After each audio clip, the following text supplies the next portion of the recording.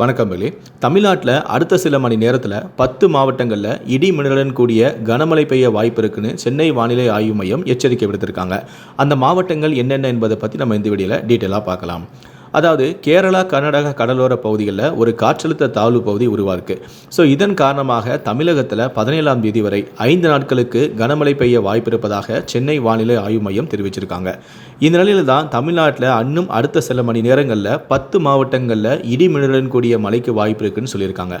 அதாவது தஞ்சாவூர், திருவாரூர், அரியலூர், பெரம்பலூர், வேலூர், திருவண்ணாமலை, திருப்பத்தூர், கிருஷ்ணகிரி, தருமபுரி, ஈரோடு, கரூர் இந்த 10 மாவட்டங்களில் இடி மின்னலுடன் கூடிய மழைக்கு வாய்ப்பு இருப்பதாக தற்போது வானிலை ஆய்வு மையம் தெரிவிச்சிருக்காங்க. தமிழ்நாடு மற்றும் புதுச்சேரியில் இன்று முதல் 5 நாட்களுக்கு மழை பெய்ய வாய்ப்பு இருக்கணும். சென்னையை பொறுத்தவரை வானம் மேகமூட்டத்துடன் காணப்படும் எனவும் ஒரு சில இடங்களில் மழைக்கு வாய்ப்பு இருக்குன்னு தெரிவிச்சிருக்காங்க.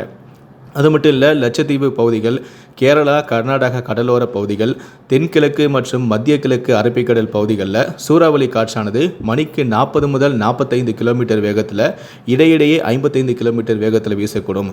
ஸோ இதனால் மீனவர்கள் இந்த பகுதிகளுக்கு செல்ல வேண்டாம், நாளைக்கு செல்ல வேண்டாம் அப்படின்னு சொல்லி தற்போது சென்னை வானிலை ஆய்வு மையம் ஒரு அறிவிப்பு வெளியிட்டிருக்காங்க. மேலும் இது போன்ற வானிலை ஆய்வு மையம் செய்திகளை அப்டேட்டாக உடனே தெரிஞ்சுக்கணும் அப்படின்னு நினச்சிங்கன்னா மறக்காமல் என்ன சொன்னீங்க சப்ஸ்கிரைப் பண்ணுங்கள். கூடவே அந்த பெல் சிம்பிளையும் மறக்காமல் கிளிக் பண்ணுங்கள். நன்றி, வணக்கம்.